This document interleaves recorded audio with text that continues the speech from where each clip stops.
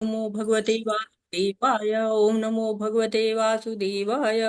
ओम अज्ञानातिमिरान्धस्य ज्ञानञ्जनं शलाकया चक्षुरुन्मीलितं येन तस्मै श्रीगुरुवे नमः।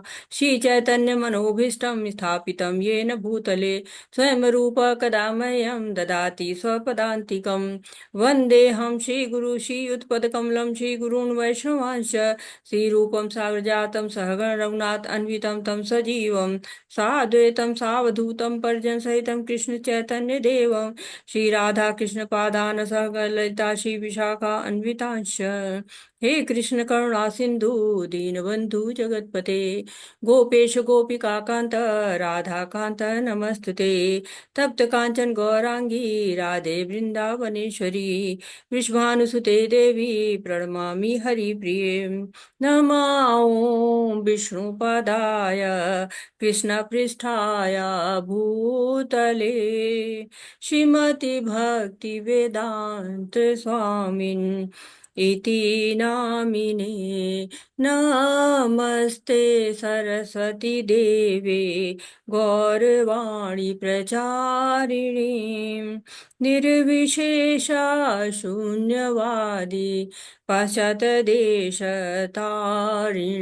जय श्री कृष्ण चैतन्य प्रभु नित्यानंद श्री अद्वैत गदाधर शिवासादि गौर भक्त वृंद। हरे कृष्णा कृष्ण कृष्णा हरे हरे हरे रामा राम राम हरे हरे। हरे कृष्णा सभी को हरे कृष्णा। और आज जो ये हमारी यात्रा है, जो हम 18 दिनों में भगवत गीता को समझने की यात्रा कर रहे हैं, इस यात्रा में आप सभी का स्वागत है। आज के सत्र को मैं अपने आध्यात्मिक गुरु श्रील प्रभुपाद जी को समर्पित करती हूँ तथा श्री श्री राधा गोविंदा मंदिर मैंगलोर के अध्यक्ष नमो निष्ठा दास प्रभु जी को शत नमन करती हूँ। सभी शिक्षा गुरुओं को, सभी दीक्षा गुरुओं को नमन करती हूँ और आप सभी भक्तों को पांचांग प्रणाम और हरे कृष्णा। तो जैसा कि हम करते हैं, आप लोग हैंड रेज कर सकते हैं। जिन लोगों ने अभी तक नहीं पढ़ा हुआ है उन लोगों ने कल का श्लोक पढ़ेंगे। जो मुख्य श्लोक, बहुत सारे श्लोक हैं उसमें, लेकिन जो मुख्य हमने एक श्लोक को डिसाइड किया हुआ है कि इस श्लोक को पढ़ा जाएगा, तो इसको पढ़ने के लिए हैंड रेज कर सकते हैं आप। साधना माता जी, हरे कृष्णा माता जी, पढ़िए माता जी। हरे कृष्णा माता जी, अनम्यूट होइए आप। चौहान माता जी, आप। हाँ, पढ़िए माता जी, साधना माता जी। हरे कृष्ण माता जी। हरे कृष्ण। नाहं प्रकाशः सर्वस्य योगमाया समावृत मूढ़ोऽनं नभिजानाति लोको मम जम वयम्। मैं मूर्खों के लिए कभी भी प्रकट नहीं होता। उनके लिए मैं अपनी आंतरिक शक्ति से ढका हुआ हूँ और इसलिए वे ये नहीं जानते कि मैं आजन्मा हूँ और अचूक हूँ। हरे हरे कृष्णा माता हरे जी। कृष्णा माता जी, बहुत बहुत धन्यवाद। माता जी, माता जी हमने पहली बार संस्कृत पढ़ी है, कोई त्रुटि हो अरे तो वाह क्षमा माता करें। जी, तो क्लैप क्लैप क्लैप आपके लिए। हरे कृष्णा बहुत सुंदर, हरे हरी बोल। कृष्ण। बहुत सुंदर। प्रभा माता जी, हरे कृष्णा। प्रभा माता जी, अनम्यूट हुई आप। हाँ, पढ़िए माता जी। हरे कृष्णा माता जी। हरे कृष्णा, पढ़िए माता जी। नाहं प्रकाश सर्वस्य योगमाया समावृतः मूढोऽयं नाभिजानाति लोको मामजम् अव्ययम्। मैं मूर्खों और मूर्खों के लिए कभी भी प्रकट नहीं होता। उनके लिए मैं अपनी आंतरिक शक्ति से ढका हुआ हूँ, इसलिए वे यह नहीं जानते कि मैं अजन्मा और अचूक हूँ। हरे कृष्ण। हरे कृष्णा माता जी, बहुत बहुत धन्यवाद। तो कृष्णांगी माता जी, आपको और चांस देते हैं। अनुकंपा माता जी और चौहान माता जी, कल आप बारी ले लेंगे। हरे कृष्णा। कृष्णांगी माता जी, हरे कृष्णा, पढ़िए माता जी। हरे कृष्णा माता जी। नाहं प्रकाशः सर्वस्य योगमाया समावृतः मूढोऽयं नाभिजानाति लोको मां जमव्ययम्। मैं मूर्खों और मूर्खों के लिए कभी भी प्रकट नहीं होता। उनके लिए मैं अपनी आंतरिक शक्ति से ढका हुआ हूँ और इसलिए वे यह नहीं जानते कि मैं अजन्मा और अचूक हूँ। हरे कृष्ण। हरे कृष्णा, बहुत हरे बहुत धन्यवाद। आप लोगों ने भी सुना होगा, आप लोग भी घर में इसको प्रैक्टिस करिए और आइए पढ़िए, जैसे कि माता जी लोग पढ़ रहे हैं वैसे पढ़िए। तो ये अध्याय हमारा शुरू होता है, 8वां हरे अध्याय। कृष्णा माता जी, आवाज नहीं जा रही क्या मेरी? आ रही है माता जी, आ रही है। हरे कृष्णा, बहुत बहुत धन्यवाद माता जी। हरे कृष्णा। तो ये अक्षर ब्रह्म योग इसका नाम है, और आचार्यों ने इसको नाम दिया हुआ है भगवत प्राप्ति का। भगवत प्राप्ति करनी है अध्याय के नाम। इसके पहले हम रिकैप करते हैं 7वें अध्याय का। इस 7वें अध्याय में हमने क्या क्या पढ़ा था। तो 7वां अध्याय एक तरह से आपको श्रवण की महत्ता को बताता है। हम लोगों ने श्रवण की महत्ता को कल जाना था। भागवतम में भी कहा गया, शृण्वता स्व कथा कृष्ण पुण्य श्रवण कीर्तना हृदयंतस्थो ही भद्राणी विधुनोति स हृत श्याम। तो श्रवण का बहुत महत्व है। जो लोग भगवान को प्रेम करते हैं और सच्चे भक्त हैं, वो सुनने की जो इच्छा होती है उसको वो लोग अपने आप में कर लेते हैं और फिर उसका कीर्तन करते हैं। आज जो हम पाठ पढ़ेंगे वो स्मरण पर होगा, लेकिन पहले श्रवण की बात सुनते हैं। भगवान कृष्ण ज्ञान की महिमा को बताते हैं कि ज्ञान, पहले तो कहते हैं कि सुनो, तच्छृणु। पहले तो ये बताते हैं कि हाँ, तुमको या सक्त मना पार्थ योग जन्म दाश्रय असंशयम समग्रम माँ यथा ज्ञासी तच्छृणु। सुनोगे तो संशय समाप्त हो जाएंगे और मुझ में आसक्त हो जाओगे। और ज्ञान विज्ञान भी बताते हैं। ज्ञान क्या होता है? जो लिखा होता है, जो शास्त्रों में लिखा हुआ है। और विज्ञान क्या होता है? व्यवहारिक ज्ञान होता है, जिसको हम व्यवहार में उतारते हैं। ज्ञानम तेहम सविज्ञानम इदम वच्छाम्य शेषतः यज्ञात्वा भूयोन्य ज्ञातम अव्ययम शिष्यते। तो जब तुम सब जान लोगे, ज्ञान विज्ञान जान लोगे, तो सब एकदम पारंगत हो जाओगे, कुछ भी शेष नहीं रह जाएगा। और भगवान अपनी शक्तियों के बारे में बताते हैं। पहले वो अपनी भौतिक शक्ति बताते हैं, जिसको माया शक्ति भी कहते हैं, प्रकृति भी कहते हैं, अपरा प्रकृति भी कहते हैं। इस शक्ति के बारे में पहले बताते हैं। भूमि रापो नलो वायु खम मनो बुद्धि रेव च अहंकारम इति में भिन्ना प्रकृति रष्टधा। पृथ्वी है, जल है, अग्नि है, वायु है, आकाश है, ये 5 जो है वो आपके स्थूल तत्व होते हैं। मन बुद्धि और मिथ्या अहंकार ये सूक्ष्म तत्व होते हैं। और ये भगवान की अपराशक्ति है। इसके बाद भगवान अपनी पराशक्ति के बारे में बताते हैं, जिसको आध्यात्मिक शक्ति कहते हैं, दिव्य शक्ति कहते हैं। और जीव शक्ति भी पराशक्ति होती है, उसको तटस्था शक्ति भी कहलाता है। और क्यों कहलाता है इसका वर्णन हम बाद में करेंगे। अभी अपर पराशक्ति के बारे में जानते हैं कि अपरिमेमित स्तत्वन्या प्रकृति विद्धि में परा जीव भूता महाबाहो ये दम धार्यते जगत। तो ये जो जीव शक्ति है, जो अपर पराशक्ति है, ये अपराशक्ति का भोग करने के लिए हमेशा उद्यत रहती है, उस पर अपना अधिकार जमाना चाहती है। और भगवान कहते हैं कि मैं हर जगह हूँ।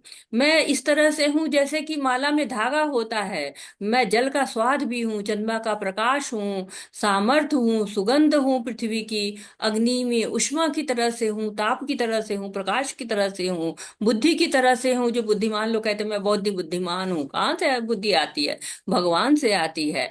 और कहते हैं कि भगवान की जो माया शक्ति है बड़ी प्रबल है, लेकिन उसको भगवान के शरणागत होकर सरलता से पार किया जा सकता है। देवी हेषा गुणमयी मम माया दुरात्यया मामेव ये प्रपद्यन्ते माया मित्ता तरन्ति ते। तो जो शरणागत हुए वो पार हो जाएंगे। 4 तरह के लोग भगवान की शरण ग्रहण नहीं करते हैं। जो मूढ़ होते हैं, बहुत कठिन परिश्रम करते हैं और भौतिक सुख प्राप्त करना चाहते हैं, मूढ़ कहा गया, उनको नराधम होते हैं जो लोग बहुत भौतिक जीवन तो जिनका सफल होता है लेकिन भगवान को नहीं मानते हैं। माया अपहृत ज्ञाना, ये लोग भी बहुत ज्यादा शास्त्रों का अध्ययन करते हैं लेकिन माया के द्वारा इनका ज्ञान ऐसा लगता है कि अपहरण कर लिया गया हो।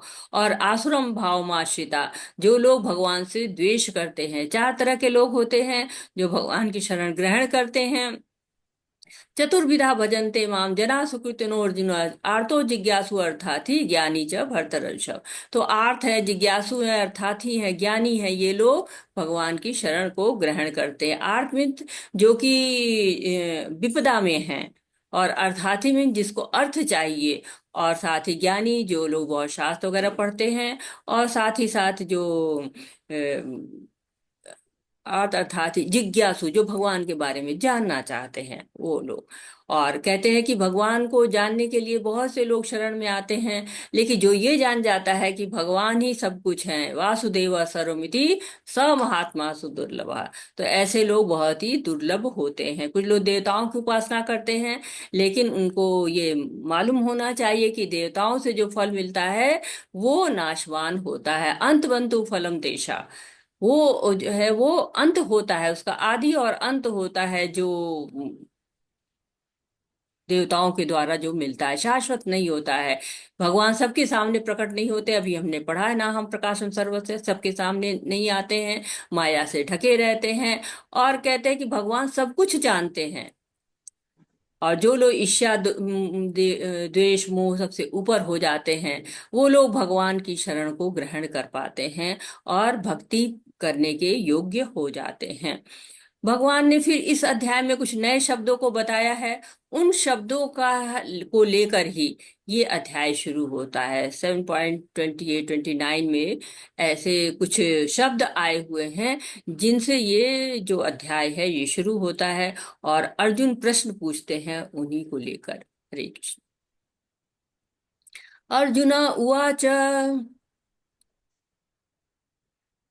किम तद ब्रह्म किम आध्यात्मम किम कर्म पुरुषोत्तम अधिभूतम च कि प्रोक्तम आदिदैवम किमुच्यते। अर्जुन ने कहा, हे भगवान, पुरुषोत्तम ब्रह्म क्या है, आत्मा क्या है, सकाम कर्म क्या है, ये भौतिक जगत क्या है, तथा देवता क्या है, कृपा करके मुझे ये सब बताइए।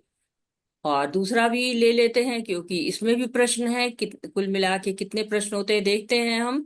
हे मधुसूदन, यज्ञ का स्वामी कौन है, वह शरीर में कैसे रहता है, और मृत्यु के समय भक्ति में लगे रहने वाले आपको कैसे जान पाते हैं। तो ये आपके प्रश्न आए हुए हैं पहले में और दूसरे में। और ये देखिए, ये 7वें अध्याय का भी यही लिया गया है, इसमें भी इन चीजों का वर्णन किया गया है। साधि भूतादि दैवम मां साधि यज्ञम च ये विदु प्रयाण काले च माम ते विदुर्युक्त चेतसा। जो मुझ परमेश्वर को मेरी पूर्ण चेतना में रहकर मुझे जगत का, देवताओं का तथा समस्त यज्ञ विधियों का नियामक जानते हैं, वे अपनी मृत्यु के समय भी मुझ भगवान को ज्ञान जान और समझ सकते हैं। तो अर्जुन के प्रश्न से शुरू हुआ अध्याय। कई प्रश्न पूछ रहे हैं, भगवान सारे प्रश्नों का उत्तर देंगे, और जो आखिरी प्रश्न है उसका बहुत विस्तार में उत्तर देंगे। भगवान को पुरुषोत्तम कहा गया है, यानी कि ये प्रश्न उनसे नहीं पूछा जा रहा है जो कि उनके सखा हैं, बल्कि उनसे पूछा जा रहा है जो कि पुरुषोत्तम रूप में है, उनसे पूछा जा रहा है। और जो इस तरह के प्रश्न होते हैं आध्यात्म से संबंधित, ये प्रश्न साधारण नहीं होते हैं, और इनका उत्तर तो केवल भगवान ही दे सकते। तो 7.29 और 7.30 में जो बात कही गई थी उसी का वहीं से आ रहा है। और कहते हैं ना कि भौतिक जीवन में बहुत सारी समस्याएं होती हैं, और भौतिक जीवन की समस्याओं को कैसे जान सकते हैं। जरा मरण मोक्षाय मामर्षित्य यतन्ति ये ते ब्रह्म तद्विदम कृष्णन आध्यात्म कर्म चाखिलम। जो जरा और मृत्यु से मुक्ति पाने के लिए यत्नशील रहते हैं, वे बुद्धिमान व्यक्ति मेरी भक्ति की शरण ग्रहण करते हैं। वे वास्तव में ब्रह्म है, क्योंकि वे दिव्य कर्मों के विषय में पूरी तरह से जानते हैं। तो हर व्यक्ति चाहता है कि जन्म मृत्यु जरा व्याधि से मुक्त हो जाऊं। आध्यात्मिक शरीर में जन्म मृत्यु जरा व्याधि नहीं होती है। जब लोग सिद्ध हो जाते हैं और आध्यात्मिक स्वरूप प्राप्त कर लेते हैं, तो वो इस सबसे अलग हो जाते हैं। क्यों हमको जन्म मृत्यु जरा व्याधि नहीं चाहिए? जन्म में देखिए, गर्भ की स्थिति देखिए कि शिशु आप कैसे थोड़ी सी जगह में रहता है, हमेशा भगवान को कहता है भगवान मुझे बाहर निकालो, मुझे यहाँ नहीं रहना है, प्रार्थना करता रहता है, बाहर आऊंगा आपकी भक्ति करूंगा, लेकिन बाहर आता है भूल जाता है, माया में पड़ जाता है। तो माँ और शिशु दोनों के लिए कष्ट का समय होता है। और मृत्यु, मृत्यु आप जानते हैं कि मृत्यु के समय कितना कष्ट होता है, आपने जीवन में देखा होगा लोगों को इससे गुजरते हुए। गरुड़ पुराण में कहा गया कि हजारों बिच्छुओं का डंक जैसे मारा जाता है, उतना कष्ट होता है मृत्यु के समय। और जरा, तो आप जानते हैं कि जब क्षीण होता है आदमी तो अच्छा नहीं लगता, बुढ़ापा किसी को भी अच्छा नहीं लगता है। सब लोग जवान बने रहना चाहते हैं, और कितना लोग प्रयत्न करते हैं, इतने पूरी इंडस्ट्रियां चल रही हैं कि हम मैं जवान बना रहूं, जवान बनी रहूं इसके लिए। और व्याधि तो कोई भी नहीं चाहता, बीमार रहना कौन चाहेगा, कोई भी नहीं चाहता है। तो ये प्रश्न सब आ रहे हैं, ये नए नए शब्दों के लिए प्रश्न पूछे गए हैं। ये प्रश्न ये पूरी तरह से आपको सिस्टमेटिक यहाँ पे दिखाई दे रहे हैं, और इनका उत्तर भी यहाँ पे है। जबकि अभी चलेगा उत्तर बताएंगे भगवान, लेकिन अभी हम मैं दे दे रही हूँ ताकि संक्षिप्त में समझ में आ जाए। तो ये प्रश्न में क्या है, पहला प्रश्न है ब्रह्म क्या है। तो ब्रह्म जीवात्मा को ब्रह्म कहते हैं, कहते हैं जीव अविनाशी है और हमेशा शाश्वत है। और भगवान क्या है, परम ब्रह्म है। हम ब्रह्म है, भगवान परम ब्रह्म है। हम आत्मा है, वो परमात्मा है। और जीव को परम ब्रह्म नहीं कहा जाता है, भगवान को ही परम ब्रह्म कहा जाता है। दूसरा है आध्यात्म। आध्यात्म का अर्थ होता है जीव का स्वभाव। जीव का स्वभाव क्या है? कोई जानता है कि जीव का स्वभाव क्या होना चाहिए, क्या होता है? हम जीव हैं तो हमें अपना स्वभाव पता होना चाहिए ना। हमारा क्या स्वभाव है, कोई बताना चाहेगा? हरे कृष्णा। अनुकंपा माता जी, हरे कृष्णा। जीवेर स्वरूप है कृष्ण नित्य दास, जीव का स्वरूप कृष्ण का दास। जी हाँ, बिल्कुल, जीव का बहुत सुंदर माता जी, धन्यवाद। तो जीव का स्वरूप यही होता है कि हमेशा कृष्ण का दास बना रहे। क्योंकि हम माया के दास बन जाते हैं, माया का दास हमको नहीं बना है, कृष्ण का दास बनना है। कर्म कौन से हैं? सकाम कर्म, जिनसे जो है वो फल मिलता है। अच्छे फल मिलते हैं, बुरे फल मिलते हैं, जैसा भी कार्य कर्म करेंगे वैसे फल मिलेंगे। सकाम कर्म ऐसे होते हैं जो संसार की तरफ ले जाते हैं। अधिभूत यानी कि भौतिक प्रकृति, और अधिदेव, अधिदेव यानी कि विराट प्रकृति को अधिदेव कहा जाता है। इसको हम अभी देखेंगे आगे, भगवान अपना विराट स्वरूप दिखाएंगे, उसमें सभी देव शामिल होते हैं। और अधियज्ञ, अधियज्ञ कौन है? जो भोग करता है, जो हम यज्ञ करते हैं उसका भोग करने वाला कौन है? तो परमात्मा को है। कहते हैं ना कि सारे यज्ञ विष्णु के लिए होने चाहिए। परमात्मा कहाँ रहते हैं? हमारे दिल में रहते हैं। और मृत्यु के समय कृष्ण को कैसे याद किया जाए? तो मृत्यु के जीवन भर स्मरण का अभ्यास करें। तो पहले पहले आपने देखा था जो 7वां अध्याय था, उसमें श्रवण की बात कही गई थी, और यहाँ पर स्मरण की बात की जा रही है कि स्मरण करना है किसका? भगवान का स्मरण करना है। अब यहाँ पर उत्तर आ रहे हैं जो मैंने आपको संक्षेप में बताए हैं, उनको अब डिटेल करते हैं। श्री भगवान उवाच अक्षरा ब्रह्म परमं स्वभावो आध्यात्मुच्यते भूत भावोद्भव करो विसर्ग कर्म संगितः। भगवान ने कहा विनाशी और दिव्य जीव ब्रह्म कहलाता है, और नित्य स्वभाव आध्यात्म या आत्म कहलाता है। जीवों के भौतिक शरीर से संबंधित गतिविधि कर्म या सकाम कर्म कहलाती है। तो यहाँ पर बताया गया है कि ब्रह्म क्या है, पहला ही प्रश्न है। तो ब्रह्म का उपयोग आप देखेंगे शास्त्रों में जीव के लिए किया जाता है, कई जगह पे जीव के लिए किया जाता है, कई जगह भगवान के लिए किया जाता है, कई जगह प्रकृति के लिए भी किया जाता है। हर जगह उसका अलग अलग संदर्भ होता है। लेकिन कब किसके लिए प्रयोग किया गया है, ये हमारे आचार्य बता सकते हैं। जीव ब्रह्म है, भगवान परम ब्रह्म है। जीव के क्या गुण है, कोई बताना चाहेगा? जीव के कौन कौन से गुण होते हैं और ब्रह्म के क्या गुण होते हैं, परम ब्रह्म के? एक दो आप बता सकते हैं? हरे कृष्ण। हैंडल्स कर सकते हैं। हमारे और भगवान में क्या अंतर है? हम ब्रह्म है और भगवान परम ब्रह्म है, कोई बताना चाहेगा? हरे कृष्ण। हैंडल्स कर सकते हैं आप। रूमा माता जी, हरे कृष्णा। माता जी, जो भगवान परम ब्रह्म है उनके काफी गुण है। भगवान के पास हमेशा ऐश्वर्य रहता है, भगवान कभी बूढ़े नहीं होते हैं, हमेशा मतलब एक ही जैसे रहते हैं, जबकि हम जो जीव हैं वो हम बचपन और युवा अवस्था बुढ़ापे से गुजरते हैं। और जो भगवान है वो उनके पास काफी धन है भगवान के पास। और यही सब चीज याद है तो माता जी जी। माता जी, बहुत बहुत धन्यवाद माता जी। पूनम माता जी, हरे कृष्णा। हरे कृष्ण माता जी, दंडवत। हरे कृष्ण। हम हम में और भगवान में एक सबसे बड़ा अंतर ये है, अणु और विभू वाला। भगवान परम पुरुषोत्तम है, उनमें षड ऐश्वर्य से लेकर के उनमें हर एक चीज, हर गुण मौजूद है। और हम में भी वो सब कुछ है, लेकिन मात्रा बहुत कम है। जैसे सागर और बूंद के बीच का अंतर होता है। सारी की सारी क्वालिटीज होती है, लेकिन कम क्वांटिटी में होती है। तो भगवान में और हम में, ब्रह्म में और परम ब्रह्म में यही अंतर है। बहुत बहुत धन्यवाद माता जी, बहुत सुंदर आप लोगों ने बताया। तो कहते हैं कि जीव अविनाशी नहीं है और ब्रह्म भी, परम ब्रह्म भी अविनाशी है। आत्मा और परमात्मा दोनों अविनाशी है। लेकिन और ऐसा होता है कि भगवान जो है वो बहुत ज्यादा, जैसे माता जी ने बताया कि एक हम थोड़े छोटे से अंश में हैं और वो बहुत विशाल है। जैसे समुद्र और समुद्र की बूंद होती है, कि एक बूंद में भी वही स्वाद रहता है, लेकिन जो समुद्र रहता है उसमें बहुत विशाल, बहुत ज्यादा पानी होता है और बूंद में थोड़ी देर में सूख जाती है।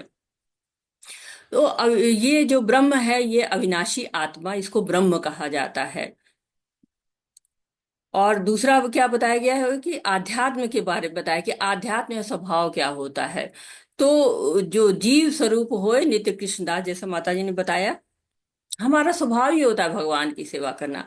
भगवान की सेवा नहीं करेंगे तो फिर माया की सेवा करना शुरू करेंगे। और कर्म क्या है? जीव जब प्रकृति के संपर्क में आता है तो उसका कार्य होने लगता है शारीरिक चेतना के आधार पर। शरीर के लिए कार्य करते रहते हैं। जैसे यहाँ पे आप देख रहे हैं, लोग शरीर के लिए कार्य कर रहे हैं। कुछ लोग भगवान का भजन कर रहे हैं ताकि आध्यात्मिक जीवन, आध्यात्मिक स्वरूप प्राप्त हो जाए। कुछ लोग नाच गाने में व्यस्त हैं। कुछ लोग कुछ खाने पीने में पशु की भांति जीवन व्यतीत कर रहे हैं। कुछ लोग आध्यात्मिक जीवन व्यतीत कर रहे हैं। तो सब अपने अपने इच्छा के अनुसार कर्म करते हैं। लेकिन जब शरीर के स्तर पर कार्य करते हैं तो वो सकाम कर्म वो हमें ले जाते हैं, भौतिक जीवन की तरफ ले जाते हैं। और विभिन्न प्रकार की योनियों में हम भटकते रहते हैं इसी के कारण। अधिभूत छरो भावो पुरुष चाधिदैवतम अधियज्ञो हमेवात्र देहे देह भृतावरम। हे देहधारियों में शिष्ट, निरंतर परिवर्तनशील यह भौतिक प्रकृति अधिभूत भौतिक अव्यक्ति कहलाती है। भगवान का विराट रूप, जिसमें सूर्य तथा चंद्र जैसे समस्त देवता सम्मिलित है, अधिदैव कहलाता है। तथा प्रत्येक देवधारी के हृदय में परमात्मा स्वरूप में स्थित में परमेश्वर यज्ञ का स्वामी कहलाता है। तो जो ये भौतिक प्रकृति है, आप देखते हैं हमेशा बदलती रहती है। इसमें दिन रात होता है, सुबह शाम होती है, साथ ही साथ ऋतुएं बदलती हैं और मौसम बदलते रहते हैं। कभी आंधी आता है, कभी तूफान आता है, कभी वर्षा होती है, कभी बिजली कड़कती है, कभी बहुत जाड़ा पड़ता है, कभी बहुत गर्मी पड़ती है। तो हमेशा परिवर्तन होता रहता है। जो इस पल है वो अगले पल नहीं रहेगा। हमारा शरीर भी बदलता है। हमारे शरीर में 6 परिवर्तन होते हैं। हम जन्म लेते हैं, बढ़ते हैं, कुछ काल तक रहते हैं, कुछ उत्पन्न करते हैं। विशेषतः संतान की बात तो हो रही है कि कुछ उत्पन्न करने का मतलब, और फिर क्षीण होता है, फिर विलुप्त हो जाते हैं। तो ये भौतिक प्रकृति है, ये अधिभूत कह लेती है। और इसके बाद अधियज्ञ के बारे में कहा गया कि अधियज्ञ कौन है? जो परमात्मा है, हमारे शरीर के अंदर रहता है ना। हम सब जानते हैं ना, हमारे अंदर भगवान रहते हैं, परमात्मा स्वरूप में भगवान उपस्थित रहते हैं। उत्तमा पुरुष स्तन्व परमात्मा इति उदाहृत। जो शाश्वत परमात्मा है, विनाशी परमात्मा है, जो तीनों लोक में जाते हैं, कण कण में जो व्याप्त होते हैं, वो परमात्मा कहते हैं ना। हमारे हृदय में सर्वस्व चाहम हृदय सन्निविष्टो, हृदय के बीच में रहते हैं, चतुर्भुज रूप में रहते हैं। अधिदेव कौन है? भगवान का विराट रूप। भगवत गीता में अभी हम आगे पढ़ेंगे, भागवतम में तो पूरा स्कंद में काफी वर्णन है। तो भगवान का विराट रूप ऐसा रूप है जिसमें सारी देवी देवता निवास करते हैं। सूर्य है, चंद्रमा है, ब्रह्मा है, इंद्र हैं, सब वो हैं। तो वो जो रूप है वो अधिदैव कहलाता है। तो ये आपके प्रश्नों के उत्तर भगवान दे रहे हैं। और अब अंतिम प्रश्न हो जाता है। अंतिम प्रश्न क्या है कि अंत काल में क्या होगा। प्रयाण काल की बात हो रही, तो अंत काले च मामेव स्मरण मुक्त्वा कलेवरम यह प्रयाति समद्भावम याति नास्त्यत संशय। और जीवन के अंत में जो केवल मेरा स्मरण करते हुए शरीर का त्याग करता है, वह तुरंत मेरे स्वभाव को प्राप्त करता है, इसमें रंच मात्र भी संदेह नहीं है। तो अब भगवान उस समय की बात कर रहे हैं जिस समय की बात हमारे यहाँ कोई करना ही नहीं चाहता है। बहुत महत्वपूर्ण श्लोक है, क्योंकि हम मृत्यु के बारे में बात नहीं करना चाहते हैं। और जबकि कहते हैं ना कि मृत्यु अटल सत्य है, एज श्योर एज डेथ कहा गया है कि डेथ तो होनी ही होनी है। और डेथ के बाद भी क्या होना है, ये शरीर जो है वो हमारा चला जाना है। और इस शरीर से हम फिर जो भी ये कर्म किए रहेंगे उसके अनुसार दूसरी योनि को प्राप्त होते हैं। लेकिन जो आत्मा है वो अजर अमर रह के न जायते भ्रियते व कदाचन नायम भूत्वा भविताय न भूया अजो नित्य शास्त्रोयम पुराणो न हन्यते हन्यमाने शरीरे। तो शरीर भले ही चला जाता है, चार क्लेशों को सहता है भौतिक जीवन में, लेकिन इस पर विजय कैसे प्राप्त की जाए, क्योंकि मृत्यु तो आनी ही आनी है। और इसका समाधान कोई भी नहीं कर पाए। एक माता जी थी, उनका बच्चा बहुत छोटा उम्र में प्राण त्याग देता है। वो बहुत परेशान होती हैं, सब लोग समझाते हैं कि इसका समाधान नहीं है, लेकिन माँ दौड़ती है इस साधु के पास उस साधु के पास, कोई तो मेरे बच्चे को जीवित कर दो, सबसे आग्रह करती है। तो एक साधु कहता है कि माता आप शांत हो, मैं जीवित कर दूंगा। बहुत आसरा लगता है कि बताओ क्या करना है। साधु जी कहते जाओ, बस एक मुट्ठी चावल किसी घर से ले आओ, शर्त यह है कि उस घर में किसी की मृत्यु ना हुई हो। माता दौड़ती है यहाँ से वहां, सवेरे से शाम हो जाती है, निराश हो जाती है, एक घर भी नहीं मिलता है। सब कहता है कि मेरे घर तो मृत्यु हो चुकी है। समझ जाती है माता की सत्य क्या है। और सुबह से शाम हो गई, हाथ खाली लेके पहुंचती है, लेकिन बहुत बड़ी शिक्षा लेके जाती है कि मृत्यु एक कड़वा सत्य है।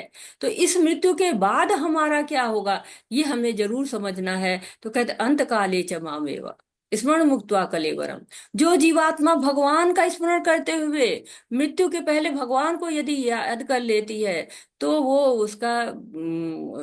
उसको गति मिल जाती है, इसमें कोई संशय नहीं है। यह प्रयाति समद्भाव, मेरे स्वभाव को प्राप्त कर लेता है, याति नाश्ता है संशय, कोई संशय इसमें ही नहीं है, रंच मात्र भी संदेह नहीं है। भगवान ने आसान सा फॉर्मूला बता दिया। भगवान कहते कोई संशय ही नहीं है, तो करना क्या है, बड़ा आसान है। शरीर को त्यागते समय उनको याद कर लो, भगवान की प्राप्ति हो जाएगी। सारा जीवन, बहुत से लोग इस फॉर्मूले पर भी आ जाते हैं कि सारा जीवन भौतिक भोग करेंगे, अंतकाल में भगवान का नाम ले लेंगे और भगवान के पास चले जाएंगे। तो क्या ऐसा हो सकता है? भगवान तो गारंटी दे रहे हैं। लेकिन समस्या क्या है, मृत्यु काल तो निश्चित ही नहीं है, कभी भी आ जाती है। हम देखें कि कई लोग होते हैं जो बहुत कम समय में मृत्यु को प्राप्त कर लेते हैं, और जबकि उनके पास सारे सुविधा होते हैं। बॉलीवुड का एक्टर था, रात में सोए थे और सवेरे चले गए, पता ही नहीं कैसे क्यों। तो ये कहाँ से है, ये तो किसी का निश्चित नहीं है ना। बहुत कम उम्र में बच्चे भी चले जा रहे हैं, छोटे लोग भी चले जा रहे हैं। तो अंत काल में कब आएगा पता ही नहीं है। अर्जुन यही तो कह रहे हैं कि ऐसा ना हो कि मैं युद्ध करूं और अंतिम समय आए तो दुर्योधन याद आ जाए, धृतराष्ट्र याद आ जाए, सबसे बुरा की शकुनी याद आ जाए। और भगवान कहते हैं लो अर्जुन, तुम्हारी सुई तो एक ही जगह अटकी हुई है कि तुम करो क्या, तुम मेरी शरण में आ जाओ। तो भगवान की शरण में आ जाए, तभी हम ये जो मृत्यु की परीक्षा है, कहते हैं life is preparation, death is examination. तो डेथ जो है वो परीक्षा की घड़ी है, ये परीक्षा से देने से कोई नहीं बच सकता है। और भौतिक जीवन में तो बड़ा अच्छा है कि परीक्षा का समय निश्चित होता है, परीक्षा का स्थान निश्चित होता है, सालों साल लोग तैयारी करते हैं, फेल हो गए दोबारा दे देंगे। लेकिन ये परीक्षा तो पूरे जीवन में एक ही बार आती है। तो इसकी तैयारी क्या करना है, बहुत छोटे पर से करना चाहिए, जब से ज्ञान हो जाए तब से ही शुरू कर दो। प्रहलाद महाराज कितने छोटे थे, भक्ति में लग गए। उन्होंने कहा कि मनुष्य का जन्म दुर्लभ है, कुमार आचरित प्रज्ञा दुर्लभम मानुष जन्मा। ये तो हम सोच ही नहीं पाते, हमको तो लगता है बड़ा आसान से हमको जीवन मिल गया है और हम भौतिक भोग करेंगे और फिर देखा जाएगा। लेकिन हमको कम उम्र में बहुत शक्ति रहती है, बहुत उत्साह रहता है। वृद्धावस्था में तो शक्ति कम होती चली जाती है, लेकिन फिर भी जब से हमको पता चल जाता है कि हाँ भगवान की भक्ति करने से, अंतिम समय में भगवान को याद करने से हमको मुक्ति मिल सकती है, तो हमें अवश्य प्रयास करना चाहिए। ये महाभारत से ये लाइनें ली हुई हैं। और बताया गया कि अहानि अहानि भूतानि कच्छिन्या अमाल्यम शेषम स्थातरम इच्छति किम आश्चर्यम अतः परम। तो ये युधिष्ठिर का और यक्ष का संवाद है, बहुत प्रसिद्ध है। युधिष्ठिर को तो धर्मराज कहा गया है, धर्म के ज्ञाता रहे हैं। और उनसे पूछता है, यक्ष पूछता है, क्या पूछता है कि ये बताओ कि सबसे बड़ा आश्चर्य क्या है। तो युधिष्ठिर क्या जवाब देते हैं, ये तात्पर्य में है, सैकड़ों और हजारों जीवित संस्थाएं हर पल मौत से मिलती हैं, लेकिन फिर भी एक मूर्खतापूर्ण जीवन जीने वाला खुद को मृत्युहीन समझता है और मृत्यु के लिए तैयार नहीं होता है। यह इस दुनिया की सबसे अद्भुत चीज है। तो सबसे आश्चर्यजनक क्या है? वैसे तो हमें लगता है कि दुनिया में बहुत सारी आश्चर्यजनक चीजें हैं, लेकिन युधिष्ठिर महाराज कह रहे हैं कि हर पल दुनिया में सैकड़ों हजारों लोग की मृत्यु हो रही है। हम यहाँ बैठे हैं, इस पल ही कितने लोग की मृत्यु हो जाएगी, और सबके परिवारों में मृत्यु हुई है। हम सब जानते हैं कि मृत्यु अवश्य होगी, हमारे सामने बैठी है, फिर भी हम अनजान बने बैठे रहते हैं। एक थे प्रभु जी थे, तो वो नहीं मानते थे, भगवान को नहीं मानते थे, लेकिन माता उनकी भगवत गीता में बड़ी उनकी आस्था थी। तो प्रभु जी को हार्ट अटैक होता है, माता जी तुरंत इस्कॉन के प्रेसिडेंट को फोन करती हैं, कहती है कि मेरे पति के लिए प्रार्थना करिए। अब माताएं तो कहती ही हैं, माताओं का प्रेम होता है पति से, संतान से। और वो जो पति देव थे वो कोमा में चले जाते हैं। प्रेसिडेंट साहब उनके लिए प्रार्थनाएं भी करते हैं, 4 बार मिलने भी जाते हैं, कई दिन तक कोमा में रहते हैं। जब एक आए दिन माता जी का फोन आता है प्रेसिडेंट जी के पास, कहते हैं आइए आइए, प्रभु जी को होश आ गया है, बहुत जोर से आपको बुला रहे हैं। अब प्रेसिडेंट जी भी आते हैं। वो प्रभु जी का नाम प्रकाश जी था, प्रकाश जी प्रभु। तो वो कहते हैं कि मुझको 4 बार आए। तो प्रेसिडेंट जी कहते हैं हाँ हाँ, मैं 4 बार आया था। कहते आप नहीं आए थे, अरे बड़े खराब खराब लोग आए थे। तो मैंने तो तुरंत हाथ ऊपर कर दिया और कह दिया कि मैं तो कृष्ण का दास हूँ, सुन के चले गए। तो चौथी बार बहुत सुंदर दूत आए थे, उन्होंने कहा कि तुम कह तो रहे हो कृष्ण कृष्ण, हमेशा कृष्ण कृष्ण रटो, तो अब मैं तो जो है कृष्ण को ही रटूंगा। और वो तुरंत इस्कॉन में शामिल हो जाते हैं और भगवान की भक्ति करना शुरू कर देते हैं माता जी के साथ साथ में। तो हमको समझना चाहिए कि अंत काल कभी भी आ सकता है, इसलिए हमको अंत काल का इंतजार नहीं करना चाहिए। नहीं तो हम उसी पशु के समान हो जाएंगे जो कसाई के यहाँ रहते हैं, और कसाई के यहाँ एक एक पशु कटता चला जाता है, वो आराम से खाते रहते हैं, वैसी स्थिति हमारी हो जाती है। ये जड़ भरत जी के आपको चित्र दिख रहे हैं। जड़ भरत की कहानी हम पहले भी जान चुके हैं, थोड़ा सा आपको साधारण बताते हैं, इसलिए इसको यहाँ बताया गया है कि जड़ भरत का जीवन भी हमको बहुत सारे संदेश देता है। जैसे युधिष्ठिर की कथा हमको समझाती है कि मृत्यु निश्चित है, इसकी तैयारी करना चाहिए, वैसे जड़ भरत की कथा भी बताती है कि अगला जन्म कैसे वही होता है, अंत काले चमावे, जो अंत में हम याद करते हैं वही जीवन मिलता है।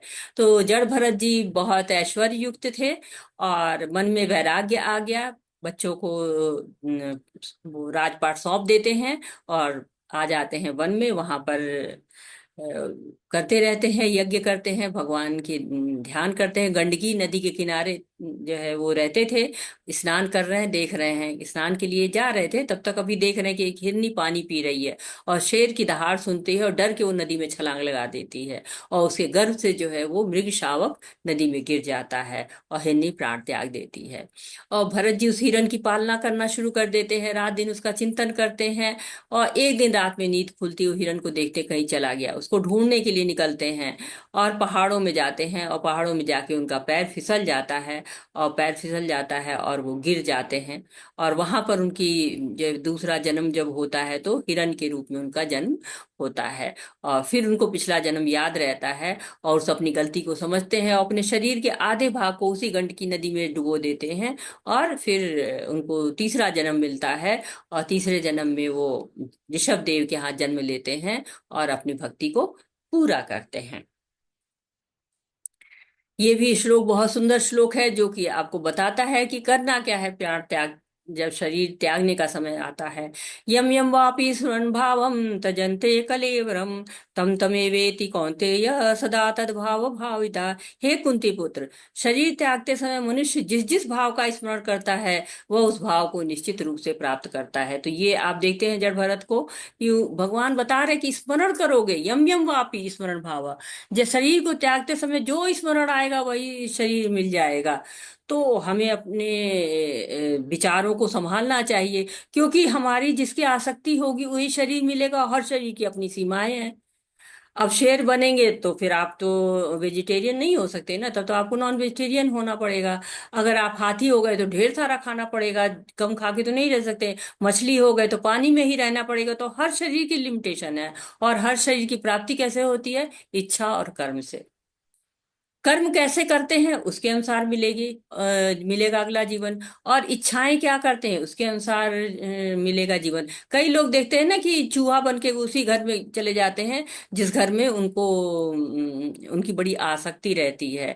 और बहुत सारी कहानियां आपको शास्त्रों में ऐसे मिल जाएंगी कि लोग सांप बन के अपने घर में रहने लगे और अंत में उन्हीं बच्चों ने उनको मार डाला जिन बच्चों के लिए वो घर की रखवाली कर रहे थे।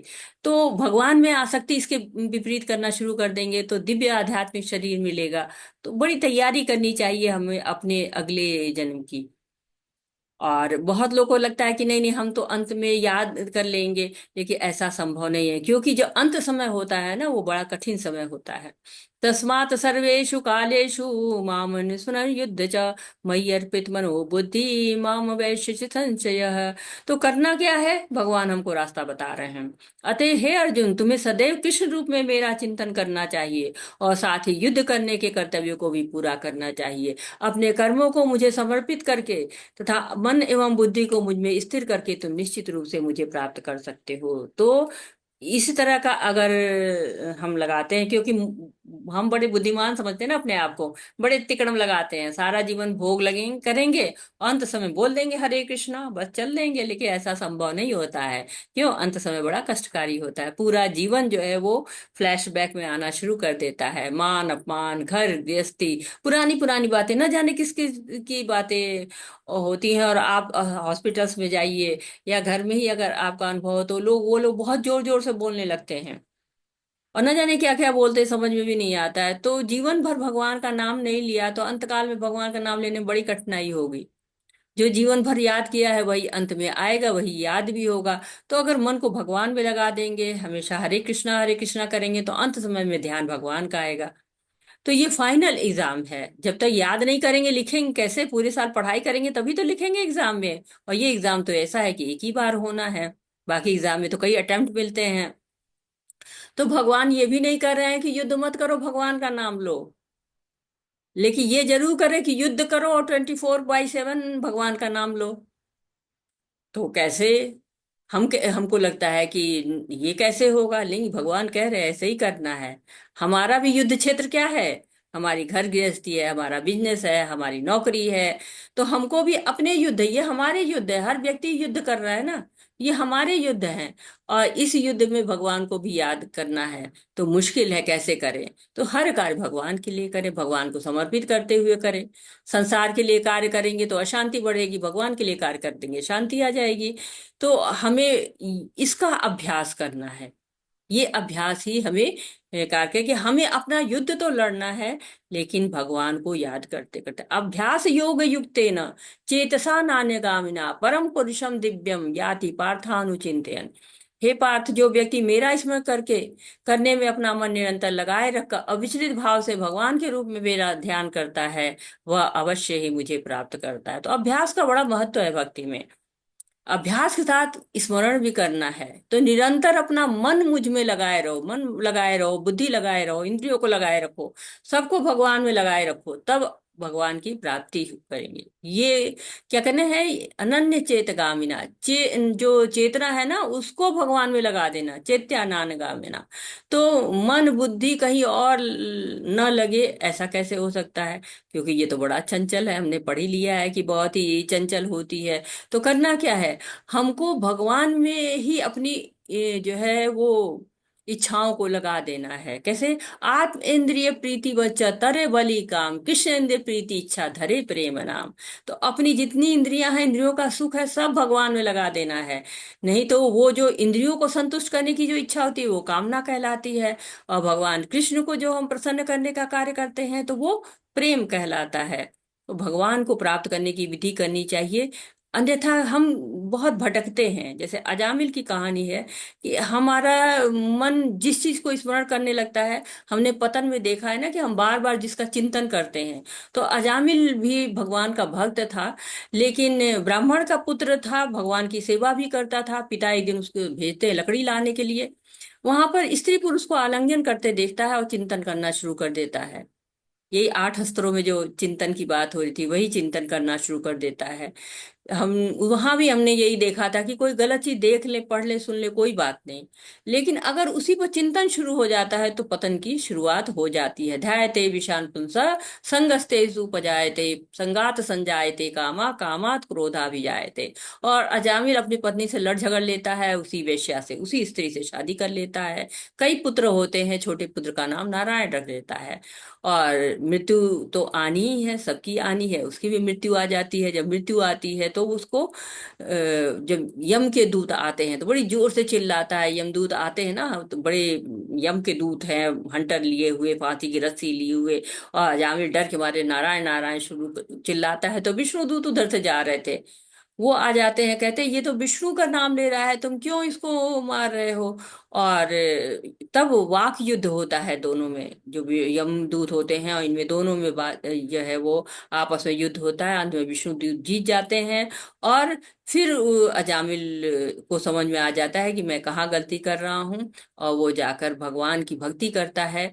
और पूरी तरह से अभी शुद्ध तो नहीं हुआ था, पहले भक्ति की थी, उसकी संचित भक्ति थी, उसी के कारण उसको भक्ति करने का अवसर मिला था। क्योंकि हमने पढ़ा है ना कि भगवान भक्ति को संभाल के रखते हैं। नेहा विक्रम नाशस्ते प्रतवायो न विद्यते स्वल्पम पयस धर्मश त्रायतो भय तो महान।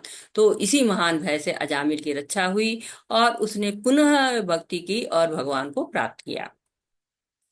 मनुष्य को चाहिए कि परम पुरुष का ध्यान सर्वज्ञ पुरातन नियंता लघुतम से भी लघुतर प्रत्येक के पालन करता समस्त भौतिक बुद्धि से परे अचिंत तथा नित्य पुरुष के रूप में करे। वे सूर्य की भांति तेजवान है, इस भौतिक प्रकृति से परे और दिव्य रूप है। तो भगवान के बारे में बता रहे कि भगवान का चिंतन और ध्यान करना है तो कैसे रूप में करें, बड़ी मुश्किल है कि कैसे करें। तो ये महत्वपूर्ण श्लोक है, रोज पढ़िए और तब हम जानेंगे किस किस रूप पर ध्यान करना है। और जैसा हमारा चिंतन होगा, जो भगवान के रूप की कई जगह वर्णन हुआ है, और ब्रह्म संहिता में भी वर्णन हुआ, अद्वैतम अच्युतम अनादि अनंत रूपम पुराण पुरुषम नव यौवनाच वेदेषु दुर्लभ दुर्लभम आत्म भक्तो गोविंदादि पुरुषम तमहम भजामि। तो उस गोविंद को भजना है, उनके रूपों को भजना है। जो रूप यहाँ बता रहे, सर्वज्ञ है, पुरातन है, नियंता है, लघुतम से भी लघुतर है, पालन करता है, भौतिक बुद्धि से परे है, अचिंत है, नित्य पुरुष हैं, सूर्य की भांति तेजवान है। इन सारे गुणों पर ध्यान लगा के भगवान को भजन कर सकते हैं। इसके अतिरिक्त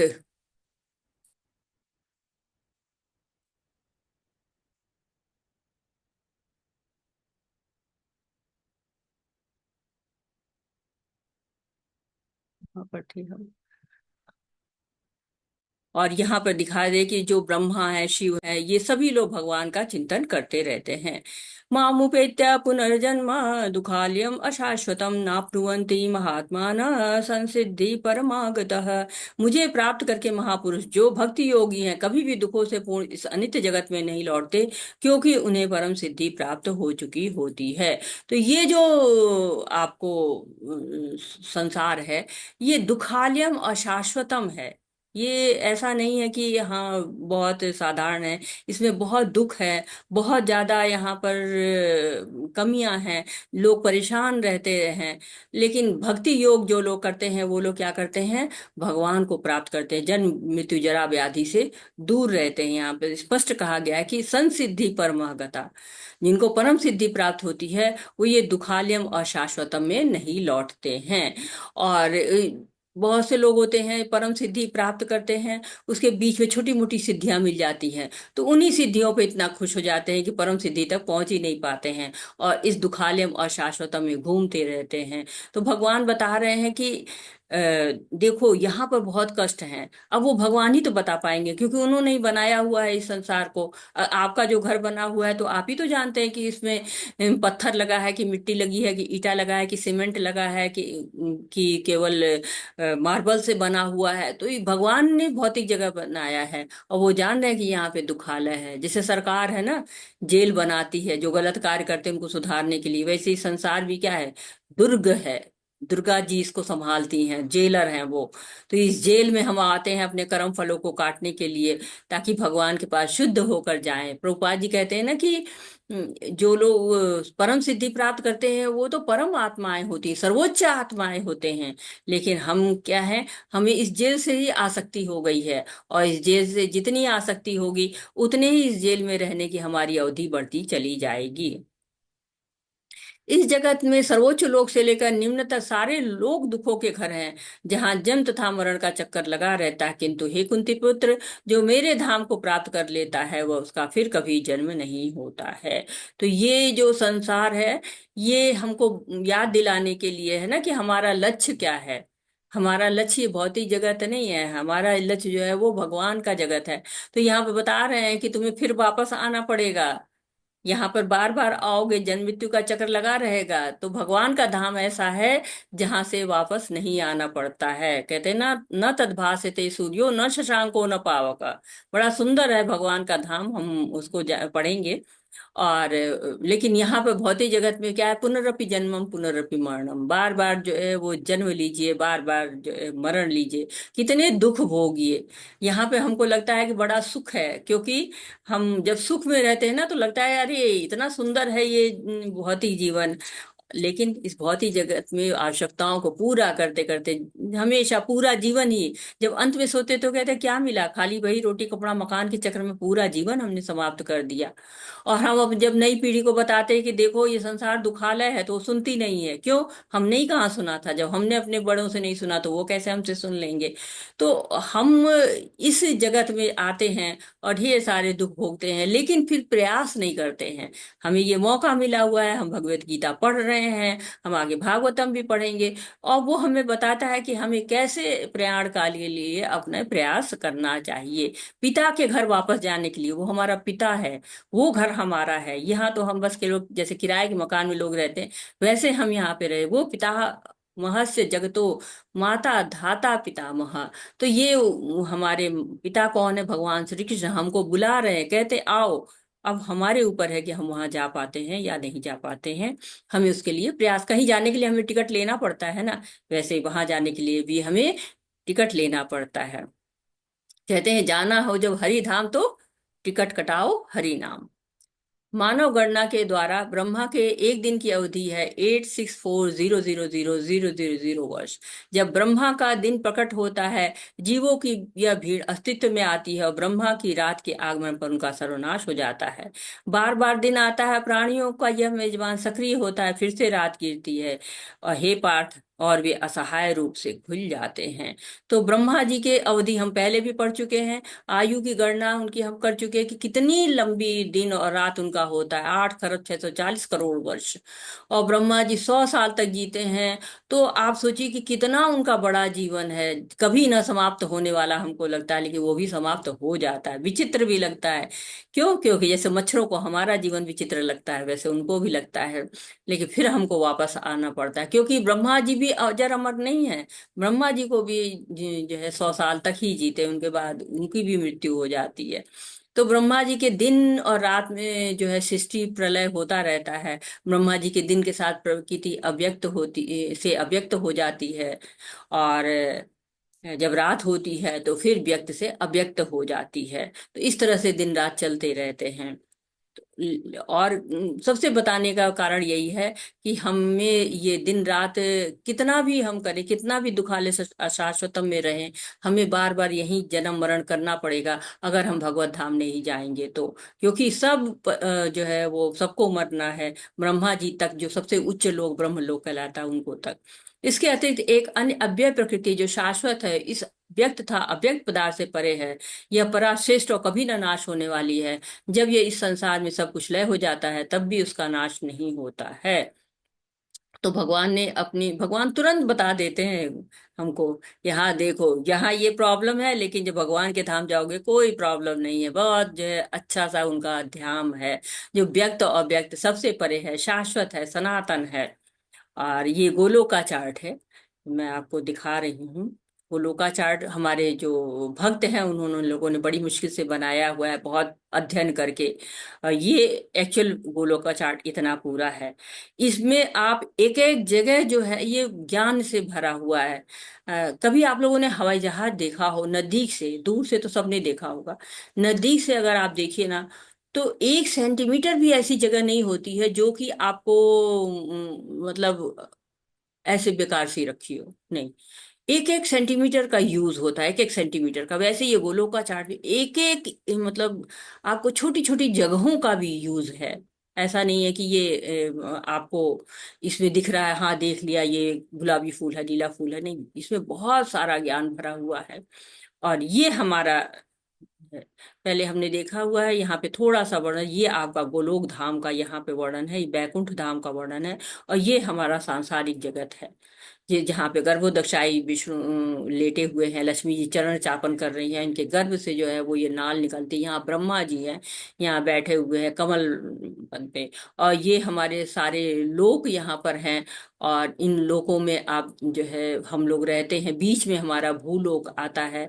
और उसके किनारे किनारे हमारे कई लोक रहते हैं, ऊपर से नीचे तक। उन लोकों में हम भ्रमण करते रहते हैं। हम जैसा हम अगर अच्छे कार्य करते हैं तो हम अच्छे लोक में जाते हैं, ऊपर के लोक में। तो ऊपर के लोक आपको समझिए कि कहते हैं कि सतलोक ब्रह्मा जी का लोक है, जन लोक, तपस लोक, महर लोक, भू भुव स्वर। भूलोक हमारा जो है पृथ्वी का लोक कहलाता है। और उसके नीचे अतल वितल सुतल रसातल तलातल महातल पाताल, ये सारे आपको तो ये हमारा यहाँ पर हमारा भूलोक कहलाता है। इसके ऊपर वाले जो है भू भुव स्व जन तपस्वत लोक, नीचे अतल वितल सुतल तलातल रसातल सब पाताल सब ये है। इसके नीचे नरक भी है। यहाँ पर क्षीरोदक्षाई विष्णु हैं। तो इसके बारे में आप आगे और पढ़ेंगे और विस्तार से। अभी तो हम बस आपसे परिचय करा रहे हैं इसका और गोलोका चार्ट का, कि ये जानने के लिए कि कहाँ पर हमारा भगवान का धाम है, कितनी ऊपर भगवान का धाम है, कितना सुंदर धाम है। चिंतामणि धाम कहा जाता है। थोड़ा सा उसका आपको दे रहे हैं कि कैसा है। कहते हैं कि चिंतामणि प्रकार चिंता क्या है, वृंदावन रम्य स्थान दिव्य चिंतामणि धाम।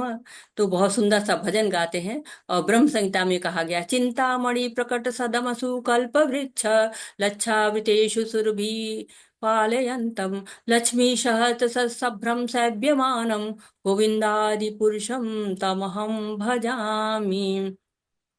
तो बहुत सुंदर सा आध्यात्मिक लोक है, जहाँ पर गोपियां गोप यशोदा माता नंद बाबा देवकी वासुदेव भगवान सब जो है वो नित्य लीला करते रहते हैं। और भगवान का ऑफिस जो होता है वो बैकुंठ धाम होता है। तो इसका परिचय हम और जो है बृहद रूप से करेंगे बाद में। ये भगवान की लीलाएं आपको देख रहे हैं, कुछ लौकिक लीलाएं सब भगवान कर रहे हैं। गोपी गोपों के साथ खेल रहे हैं, यहाँ पर देखिए गायों के साथ हैं, यहाँ सब प्राणियों के साथ हैं। ये माता यशोदा डंडी लेके आ रही हैं, छुप गए हैं, माखन की लीलाएं कर रहे हैं। तो भगवान बहुत सारी लीलाएं करते रहते हैं। हरे कृष्णा। कोई पढ़ना चाहता है? हरे कृष्णा। दुबे प्रभु जी पढ़िए, प्रभु जी।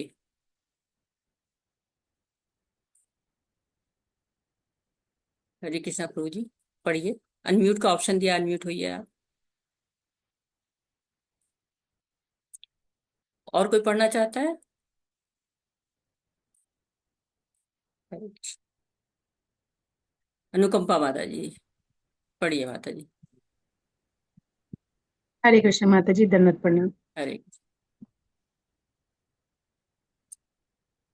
हे कृष्ण, कृपया मेरे मन को तुरंत अपने कमल के फूलों के पैरों की ओर जाने दें, जैसे कि राजहंस कमल के फूलों के तने में प्रवेश करता है। जब मेरी अंतिम सांस के समय मेरा गला हवा, पित्त और कफ की क्रिया से संकुचित हो जाता है, तो मैं आपको कैसे याद रख पाऊंगा? हरे कृष्ण।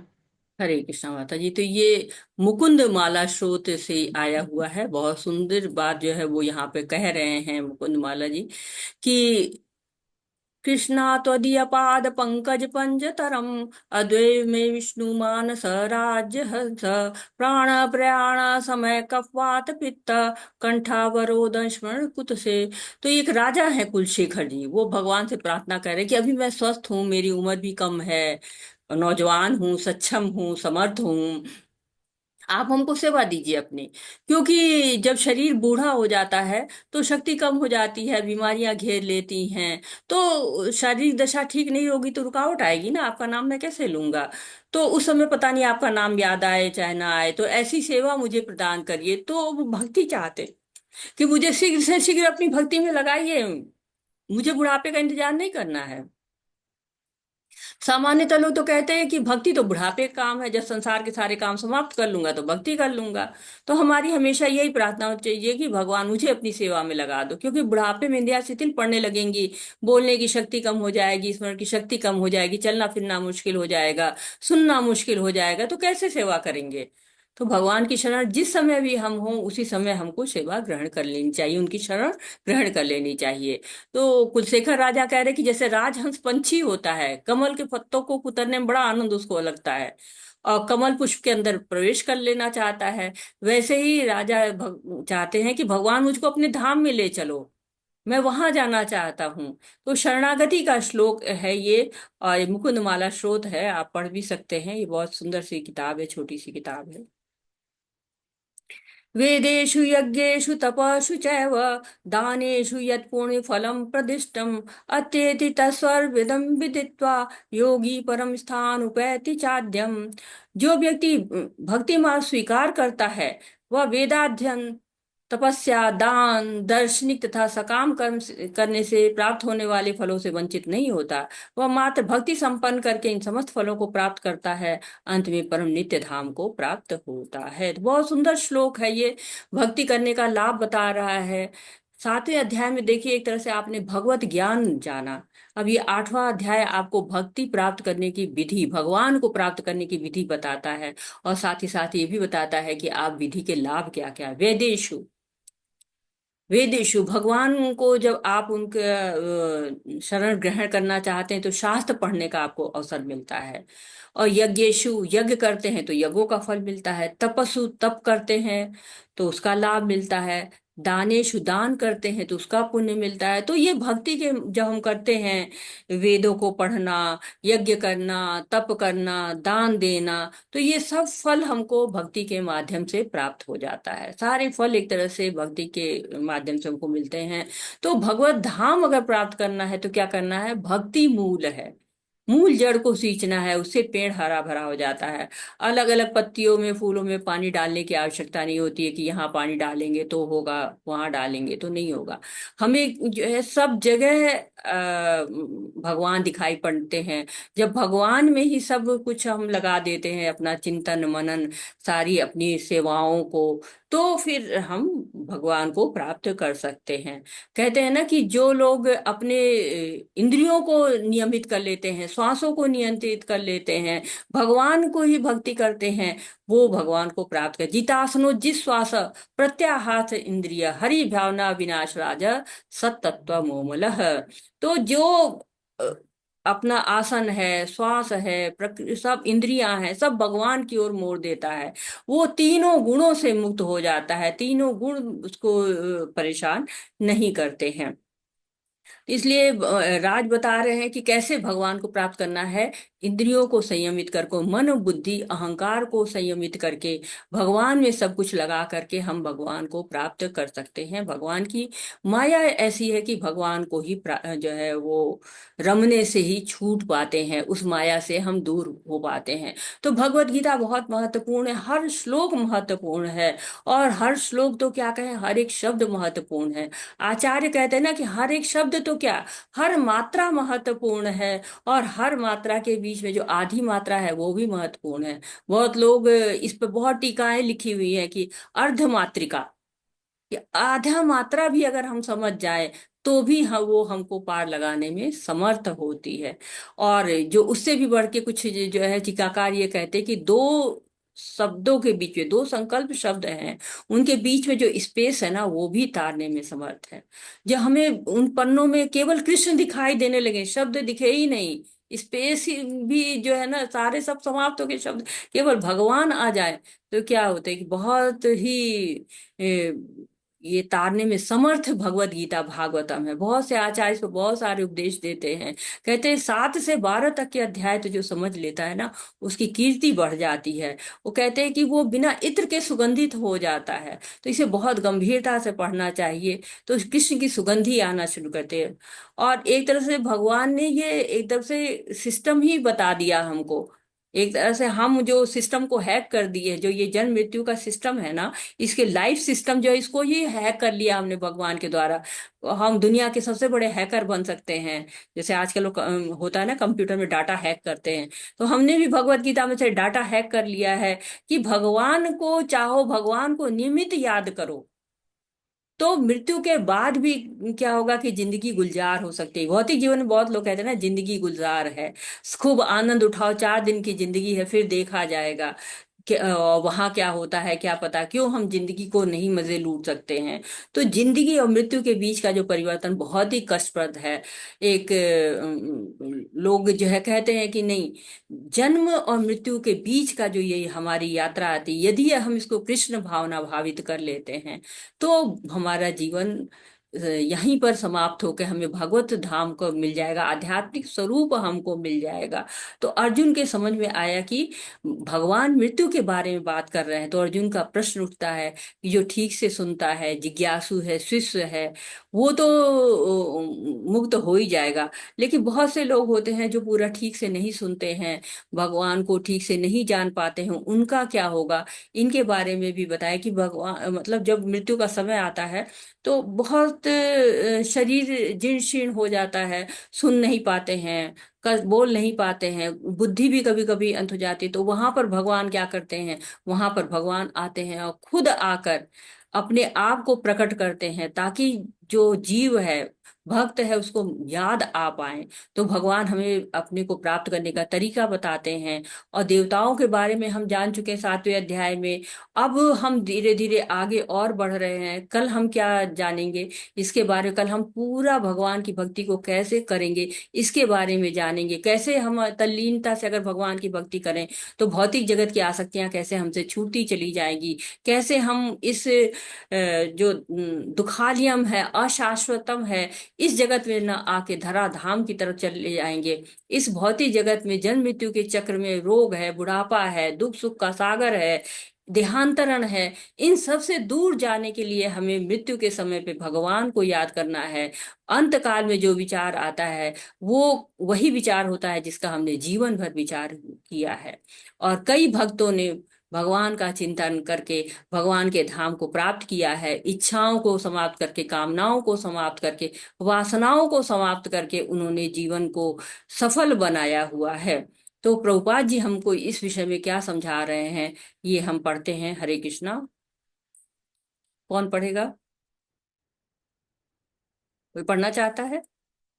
रूमा माता जी पढ़िए माता जी। हरे कृष्णा। कृष्ण भावनामृत की विशेषता यह है कि मनुष्य एक ही झटके में भक्ति करने के कारण मनुष्य जीवन के विभिन्न आश्रमों के अनुष्ठानों को पार कर जाता है। भक्तों की संगति आवश्यक है। 7वें से लेकर 12वें तक के अध्याय भगवत गीता के सार रूप है। प्रथम 6 अध्याय तथा अंतिम 6 अध्याय इन मध्यवर्ती 6 अध्यायों के लिए आवरण पात्र है, जिनकी सुरक्षा भगवान करते हैं। यदि कोई गीता के इन 6 अध्यायों को भक्त की संगति में भली भांति समझ लेता है तो उसका जीवन समस्त तपस्याओं, यज्ञों, दानों, चिंताओं को पार करके महिमा मंडित हो उठेगा, क्योंकि केवल कृष्ण भावनामृत के द्वारा उसे इतने कर्मों का फल प्राप्त हो जाता है। जिसे भगवत गीता में तनिक भी श्रद्धा नहीं है, उसे कभी उसे किसी भक्त से भगवत गीता समझनी चाहिए, मनोधर्मियों से नहीं। हरे कृष्ण। हरे कृष्णा माता जी। तो प्रभुपाद जी क्या बता रहे हैं हमको कि 7 से 12 तक के अध्याय बहुत ही महत्वपूर्ण हैं, और भक्ति भगवान के भक्तों के साथ ही पुष्पित पल्लवित होती है। अकेले में भक्ति करना थोड़ा कठिन होता है। क्यों? क्योंकि भगवान की माया बहुत शक्तिशाली होती है। जब हम भक्तों के साथ रहते हैं तो उसको पार करने में बहुत आसानी होती है। 7 से 12 अध्याय को अच्छी तरह से जो समझ लेता है वो पूरी भगवत गीता को समझ लेता है। और उसमें जो 9वां अध्याय है ना, अत्यंत महत्वपूर्ण है। कल हम भगवत गीता के 9वें अध्याय में पहुंचेंगे, एकदम बीचों बीच में पहुंचेंगे, और समझेंगे कि भगवान हमसे क्या कहना चाह रहे हैं। और भगवत गीता को भक्तों से ही समझना चाहिए। कहते हैं कि भक्त ही मुझे भक्त्या माम अभिजानाति, भक्त ही मुझे जानते हैं। इसलिए भक्तों के मुंह से भगवत गीता सुनना ही चाहिए। और इसी नोट पर वाछाकल्पतरुभ्यश्च कृपा सिंधुभ्य एव च पतितानां पावनेभ्यो वैष्णवेभ्यो नमो नमः। अनंत कोटि वैष्णव बिंद की जय। शीला प्रभुपाद की जय। भगवत गीता की जय। हरे कृष्णा कृष्ण कृष्णा हरे हरे, हरे रामा राम रामा हरे हरे, हरे कृष्णा कृष्ण कृष्णा हरे हरे, हरे रामा राम रामा हरे हरे। आपका कोई प्रश्न है, आपका कोई सुझाव है, आप कुछ कहना चाहते हैं, आप कुछ ऐड करना चाहते हैं, आप कुछ त्रुटि सुधार करना चाहते हैं, तो मोस्ट वेलकम। हरे कृष्णा सभी को। हरे कृष्णा। बहुत बहुत धन्यवाद सुनने के लिए। हरे कृष्णा माता जी, दंडवत प्रणाम। हरे हरे कृष्ण। कृष्ण माता जी, कोटि कोटि धन्यवाद माता जी आपका। हरे कृष्ण। तो प्रश्न लेते हैं आप। जी माता जी, किसी ने